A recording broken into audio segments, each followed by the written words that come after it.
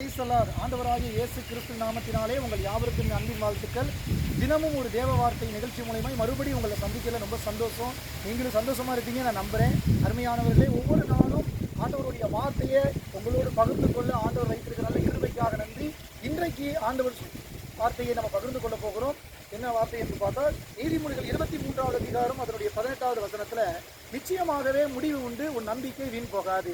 என் அருமையானவர்களே, ஆண்டவர் சொல்லுகிறார், நிச்சயமாக ஒரு முடிவு உண்டு, உங்கள் நம்பிக்கை வீண் போகாது. நிறைய காரியங்கள், நிறைய தேவைகள், நிறைய சூழ்நிலையில குறிச்சிட்டு முடிவுக்காக எதிர்பார்த்துக்கிட்டு இருக்கிறீங்களா? இது நல்லதாக அமையமான எதிர்பார்த்துக்கிட்டு இருக்கீங்களா? கவலைப்படாதீங்க.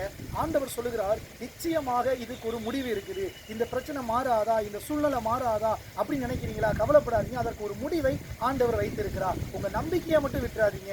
ஆண்டவர் சொல்றாரு, கர்த்தரை நம்புங்க. இயேசுவை நீங்க நம்பும் போது உங்க நம்பிக்கை ஒரு நாள் வீண் போகாது.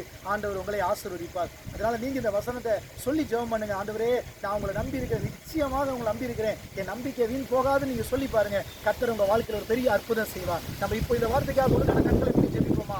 தகப்பனே, இந்த நல்ல நாளுக்காக நாங்கள் நன்றி செலுத்துகிறோம். நீதிமொழிகள் 23:18 படி நிச்சயமாக முடிவு உண்டு, நம்பிக்கை வீண் போகாது சொல்லியிருக்கீங்க. ஏசப்பா, இந்த நாளிலே நாங்கள் உங்களை நம்பி இருக்கிறனால எங்க நம்பிக்கை வீண் போகாதபடி நீர் எங்களை ஆசீர்வதியும், நாம மகிழ்ப்பட்டோம்.